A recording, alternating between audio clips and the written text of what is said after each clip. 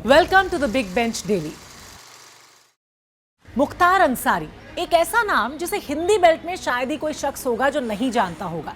एक ऐसा माफिया जिसे इस बात से कोई फर्क नहीं पड़ता कि वो जेल के अंदर है या जेल के बाहर, उसकी बादशाहत हमेशा कायम रहती थी। करीब 14 साल से जेल में बंद मुख्तार अंसारी पर 40 से ज्यादा संगीन केस दर्ज हैं।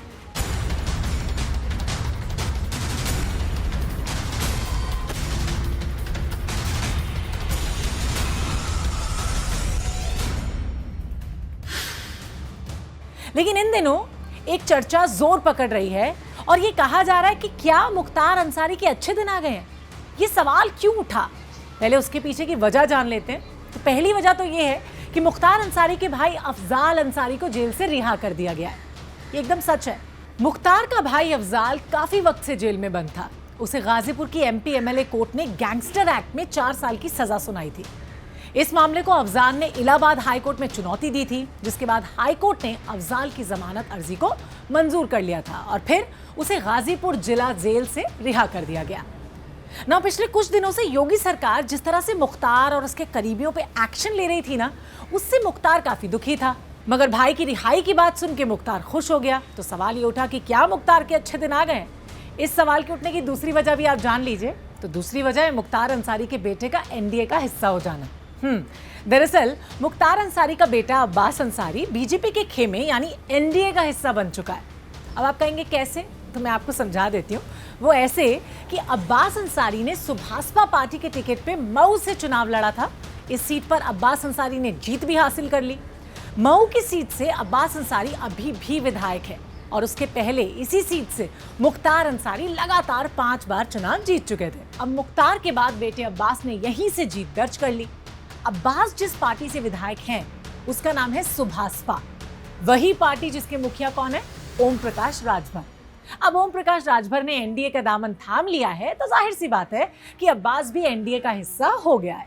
अब आते हैं फिर से उसी सवाल की तरफ कि क्या मुख्तार अंसारी के अच्छे दिन आने वाले हैं? तो जवाब के तौर पे आप ये जान लीजिए कि फिलहाल तो ऐसा नहीं दिखता है। वो क्यों, अब उसको भी समझाना पड़ेगा। तो समझा देती हूँ आपको कि अब्बास अंसारी की पार्टी यानी कि सुभाषपा भले ही NDA का हिस्सा हो गई हो, मगर ये जो गठबंधन है ना, लोकसभा चुनाव के लिए है, ना कि विधानसभा चुनाव के लिए। ऑलराइट। और खास बात यह है कि मऊ से भले ही अब्बास अंसारी मौजूदा विधायक हो, मगर फिलहाल वो भी जेल में ही है। अब्बास अंसारी हेट स्पीच के मामले में जेल में है और अगर उसे 2 साल से ज्यादा की सजा मिली तो वो अयोग्य हो जाएगा। तब उसकी विधायकी भी जाएगी और चुनाव लड़ने पे रोक भी लग जाएगी। चलिए अब आ जाते हैं भाई की रिहाई पर एक बार फिर से, यानी अफजाल की रिहाई पे। तो जाहिर सी बात है कि भाई की रिहाई से मुख्तार खुश तो हुआ ही होगा, मगर पिछले 5 सालों में यूपी प्रशासन ने मुख्तार की कमर को पूरी तरह से तोड़ दिया है। मुख्तार के गुर्गे जो है ना, वो या तो मारे जा चुके हैं या फिर वो जेल में है। मुख्तार के अवैध धंधों पर कब का बुलडोजर चल चुका है और अवैध संपत्तियां जो हैं वो या तो सीज हो चुकी हैं या फिर सीज की जा रही हैं। आपको ये भी जान के हैरानी होगी कि जेल से छूटने के बाद मुख्तार अंसारी का भाई अफजाल अंसारी जिस दिन अपने पुश्तैनी घर पहुंचा, उसके अगले ही दिन यानी कि 28 जुलाई को जिला प्रशासन ने ताबड़तोड़ कार्रवाई करते हुए गाजीपुर, बलिया और बक्सर हाईवे पे मौजूद अफजाल अंसारी की पत्नी फरहत अंसारी का पेट्रोल पंप कुर्क कर लिया। आपको बता देती हूँ कि इस पेट्रोल पंप की कीमत करीब 1.5 करोड़ रुपए थी। मुख्तार के अच्छे दिन फिलहाल तो नहीं आने वाले। इसे आप इस तरह से भी समझ लीजिए जरा कि मुख्तार की खुद की जो पत्नी है ना, आफशा अंसारी, वो फरार है और उस पर पुलिस ने 50,000 रुपए का इनाम रख दिया है। इसके साथ में पुलिस ने आफशा का घर कुर्क करने की चेतावनी भी दे दी है। आफशा को पकड़ने के लिए ना पुलिस की कई टीमें लगातार छापेमारी कर रही हैं। आज नहीं तो कल आफशा भी सलाखों के पीछे तो होंगी। तो फिर बताइए मुख्तार के अच्छे दिन कैसे आएंगे? मुख्तार के अच्छे दिन फिलहाल तो उनसे दूर हैं। इसे एक और खबर के साथ मैं आपको समझा देती हूँ। देखिए, मुख्तार अंसारी की बहू का नाम है निखत अंसारी। ना निखत अंसारी फिलहाल जेल में है। हाल ही में सुप्रीम कोर्ट ने उसको भी जमानत देने से इनकार कर दिया है और इस मसले पर यूपी सरकार से 4 हफ्ते में जवाब भी मांगा है।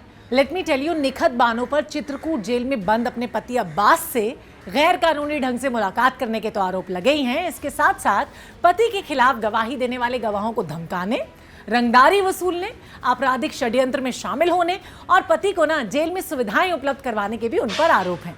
तो फिलहाल तो वो भी जेल में बंद हैं और उसको भी जेल से आज़ादी मिलने के कोई आसार नजर नहीं आ रहे हैं। अभी द बिग बेंच पे बैठ के सोचने वाली बात जानते हो क्या है? वो ये है कि ऐसी चर्चाएं आखिर आती कहां से हैं जिसमें कहा जाता है कि मुख्तार के अच्छे दिन आने वाले हैं, जबकि सच तो ये है कि यूपी सरकार ने एक माफिया का मान-मर्दन कर दिया है, वो भी ऐसे कि वो कभी दोबारा अपनी अपराध की दुनिया बसाने का सोचेगा भी नहीं। आपकी इस बारे में क्या राय है? जल्दी से हमको कमेंट सेक्शन में लिख के बताइए। और हाँ, for more such informative videos keep watching the big bench daily.